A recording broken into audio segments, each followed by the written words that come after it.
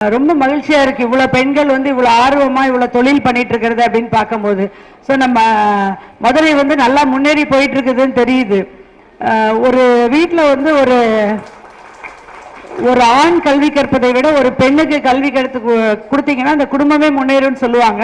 அதற்கு உதாரணமாக இவ்வளவு பெண்கள் இங்க வந்து பொருளாதாரத்தில் முன்னேறணுன்ற ஆர்வத்தோடவும் ஒரு சிறந்த ஆளுமைகளாக வர வேண்டும் என்ற எண்ணத்தோட ரொம்ப அயராது உங்க குடும்பத்தையும் கவனிச்சுட்டு இத்தனை பொருட்களையும் பண்ணி அதை இன்னைக்கு எடுத்துட்டு வந்து இங்க காட்சிப்படுத்தி இவ்வளவு உற்சாகமா இருக்கிறவங்க எல்லாரையும் பார்க்கும்போது ரொம்ப சந்தோஷமாகவும் இருக்கு, பெருமையாகவும் இருக்கு. ஸோ பெண்கள் நினைத்தால் முடியாது எதுவுமே கிடையாது. ஸோ எல்லாரும் இவ்வளவு தூரம் வெளியே வந்திருக்கிறீங்க, இன்னும் போக வேண்டிய தூரம் நிறைய இருக்கு. அது உங்க எல்லாருக்குமே தெரியும் இல்லையா? இவ்வளவு தூரம் வரதுக்கு எவ்வளவு கஷ்டப்பட்டீங்கன்னு உங்களுக்கு தெரியும். இனிமே எடுக்கக்கூடிய ஒவ்வொரு படிகளும் ரொம்ப எளிமையாக பண்ண முடியும். ஏன்னா இவ்வளவு தூரம் வர்றதுதான் முதல்ல கஷ்டம்.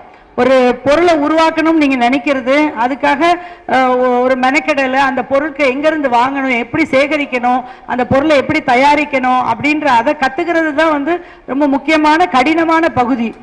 ஒரு தொழிலதிபராகவோ இல்லை உங்களை மாதிரி சின்ன சின்ன ஆண்டர்பிரினர்ஸாகவோ ஆகிறதுன்றது வந்து அந்த படி தான் ரொம்ப முக்கியமான ஒரு படி. ஸோ அதை தாண்டி நீங்க வந்துட்டீங்க, இன்னைக்கு பொருளா எல்லாத்தையும் காட்சிப்படுத்திட்டீங்க. ஸோ இங்க நம்மளுடைய வர்த்தக துறையை சார்ந்த பெருமக்கள் வந்திருக்கிறாங்க.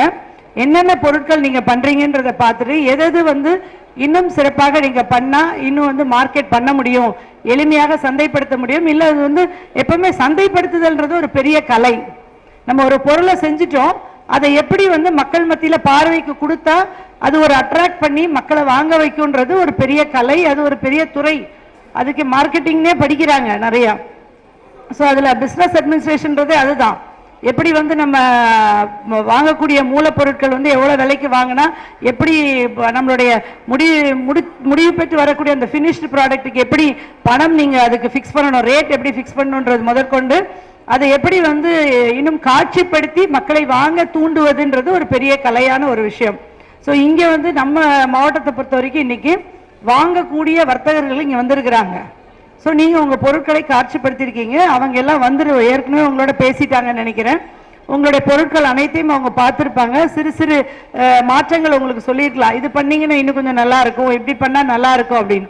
இங்கே நான் பார்த்த வரைக்கும் எல்லாமே நல்லா குவாலிட்டியாக பண்ணியிருக்கீங்கன்னு தெரியுது. 2-3 இடத்துல கொஞ்சம் பேக்கிங் வந்து இம்ப்ரூவ் பண்ணணும்னு நான் நினச்சேன். இப்போ இவங்க வந்து சொல்லும் போது சாரோட பேசியிருக்கும்போது சார் சொன்னது ஒரே கருத்து வந்து இன்னும் கொஞ்சம் அந்த லேபிளிங்ல என்னென்ன வேணும் அப்படின்றது இருக்கு, ஒரு ஸ்டாண்டர்ட் நார்ம்ஸ் இருக்கு. அந்த லேபிளிங் படி நீங்க லேபிள் பண்ணிருக்கீங்களா? அப்பதான் வந்து அது வந்து லீகலா கரெக்டா வரும்.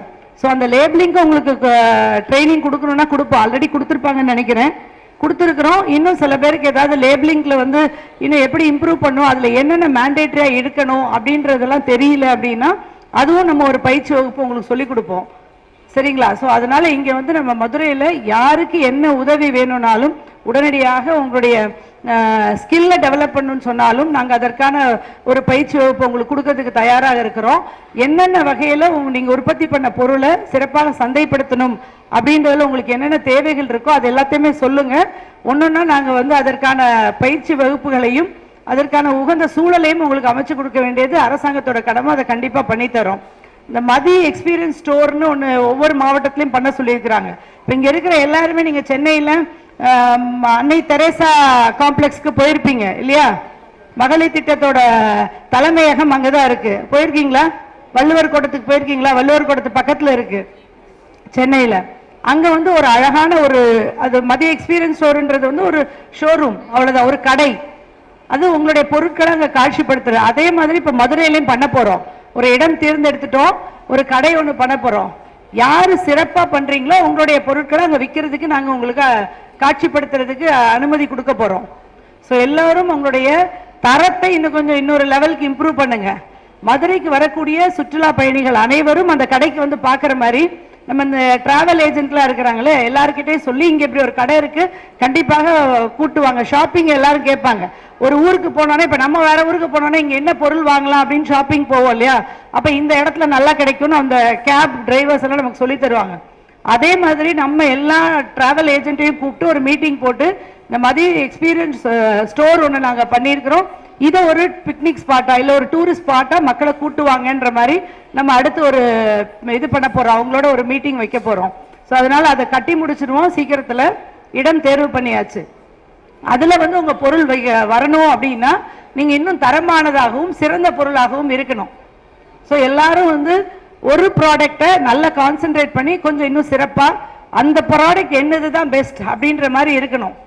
அது குவாலிட்டி வைஸ் நல்லா இருக்கணும், மக்களுக்கு வந்து சிறந்த ஒரு பொருளாகவும் இருக்கு, எந்த ஒரு ஹார்ம்ஃபுல் இதுவும் இல்லாமல் இருக்கணும். அந்த மாதிரி பார்த்து ஒவ்வொருத்தரும் ஒரு பொருளை வந்து ஸ்பெஷலைஸ் பண்ணுங்க. எல்லா பொருளும் விற்கலாம், நீங்க தப்பு சொல்லலை. பட் ஒவ்வொருத்தரும் ஒவ்வொன்றும் எடுத்தீங்கன்னா இன்னும் கொஞ்சம் கான்சென்ட்ரேட் பண்ண முடியும். அதை இன்னும் மெருகேற்றி சிறப்பாக கொண்டு வர முடியும். இப்ப பெரிய பெரிய நிறுவனங்கள்லாம் இருக்கிறாங்க இல்லையா, அவங்களோட நீங்க கம்பீட் பண்ண. இப்போ ஒரு சோப் செய்றீங்க அப்படின்னா ப்ராக்டர் அண்ட் கேம்பிளோட நீங்க கம்பீட் பண்ணணும். எப்படி கம்பீட் பண்ணுவீங்க? அப்போ உங்க தரத்தை உயர்த்தணும். நிறைய பேர் வந்து இயற்கை பொருட்களை வச்சு பண்றீங்க. இது எவ்வளவு நல்லது அப்படின்றதெல்லாம் நீங்க இன்னும் சந்தைப்படுத்தும் போது இன்னும் கொஞ்சம் சரியா சந்தைப்படுத்தணும் அப்படின்னா அந்த பொருள் வந்து பார்க்கறதுக்கும் நல்லா இருக்கணும். ஸோ உங்க பேக்கேஜிங் நல்லா இருக்கணும், சட்டப்பூர்வமாகவும் அந்த பேக்கேஜிங் இருக்கணும். ஸோ அதை இன்னும் என்னென்ன மாதிரி மெருகேற்றினா நல்லா இருக்குன்றதை இன்னும் கொஞ்சம் ஆய்வு பண்ணுங்க, சிறப்பாக பண்ணுங்க. இங்க உங்களுக்கு இந்த மாதிரி ஒரு வாங்குறவர்களும் விற்பவர்களையும் டைப் பண்றதுக்கான ஒரு நிகழ்வாக இங்க நடத்திட்டு இருக்கிறோம். இப்போ உங்களுக்குள்ளவே நீங்க மாத்திக்கலாம். ஒருத்தர் இன்னைக்கு செக்ல என்ன ஆட்டுறீங்க, இன்னொருத்தர் ஊறுகாய் விற்கிறாங்கன்னா நீங்க அவர் ப்ராடக்டை உங்க ஊர்ல ப்ரமோட் பண்ணி கொடுக்கலாம். நீங்க அவருக்கு வந்து வாடிக்கையாளராக இருக்கலாம், உங்களுக்கு இவர் விற்பனையாளராக இருக்கலாம். அப்படி மாத்தி மாத்தி உங்களுக்குள்ளவும் நீங்க அதை பண்ணிக்கலாம். அதனால எல்லாரும் ஒரு இடத்துல சந்திச்சீங்கன்னா எந்த பொருள் யாருக்கு பிடிச்சிருக்குதோ அவங்க கிட்ட இருந்து நீங்க வாங்க, இவங்க கிட்ட இருந்து அவங்க வாங்கிக்கலாம். ஸோ இங்க உங்களுக்குள்ளவே ஒரு சந்தை வந்து உருவாகிறதுக்கான வாய்ப்புகளும் அமையும். அந்த மாதிரி எல்லாரோட ஸ்டாலும் போய் பாருங்க என்னென்ன பொருள் பண்ணியிருக்கிறாங்க அப்படின்றத. இப்போ ஒருத்தர் நீங்க பண்ற பொருளை இன்னொருத்தர் பண்றாரு அப்படின்னா நீங்க எப்படி அதுல தனித்துவமா தெரியணும்ன்றத நீங்க தான் முயற்சி பண்ணணும். ஒரே மாதிரி எல்லாரும் பண்ணீங்கன்னா எல்லாருக்கும் வியாபாரம் ஆகாது இல்லையா? ஸோ அப்போ நம்ம என்ன பண்ணணும், நம்ம அதை விட ஒரு வேல்யூ ஆட் பண்ணணும். கூடுதலாக அதில் என்ன சிறப்பு சேர்க்க முடியும் அந்த பொருளில் அப்படின்றத நீங்கள் பாருங்க. ஸோ நீங்கள் முயன்றால் முடியாது எதுவுமே கிடையாது. இவ்வளோ தூரம் வந்துட்டீங்க, மாவட்ட அளவில் எங்கெங்கேயோ ஒரு குக்கிராமத்துல இருந்து மதுரைக்கு வந்தாச்சு. மதுரையிலேருந்து சென்னைக்கு போகிறதோ மதுரையிலேருந்து லண்டனுக்கு போகிறதோ பெரிய விஷயம் கிடையாது. இங்கேருந்து நீங்கள் அமெரிக்கா வரைக்கும் ரீச் பண்ணலாம். இன்னைக்கு எல்லாமே நம்ம கையடக்க கருவிக்குள்ளே வந்துருச்சு. ஸோ எல்லாருமே மீஷோவில் முதல்ல பண்ணுங்க. மீஷோவில் தான் முதல்ல வந்து ரொம்ப வேல்யூ கம்மியான ப்ராடக்ட் எல்லாம் ஃபர்ஸ்ட் சேல்ஸ் நிறைய ஆகும். நீங்க மீஷோக்கு போய் உங்களோட ப்ராடக்டை பிரபலப்படுத்திட்டீங்கன்னா அப்புறம் அமேசான் அப்படின்ற ஒவ்வொரு பெரிய பெரிய தளத்துக்கு வந்து ஒவ்வொரு படியாக நீங்க கொண்டு போகலாம். அரசாங்கமும் அதற்காக வந்து உங்களுக்கு உங்களுடைய ப்ராடக்ட் எல்லா இடத்துலையும் டிஸ்பிளே பண்ணணும்னு சொல்லி தான் இந்த மாதிரி ஒவ்வொரு மாவட்டத்திலையும் ஒரு ஷோரூம் போடுங்க அப்படின்ற மாதிரி சொல்லியிருக்கிறாங்க. ஸோ நீங்களும் இன்னும் கொஞ்சம் உங்களுடைய உந்துதலோட இன்னும் முயற்சி பண்ணி இன்னும் கடின உழைப்போட வரணும்.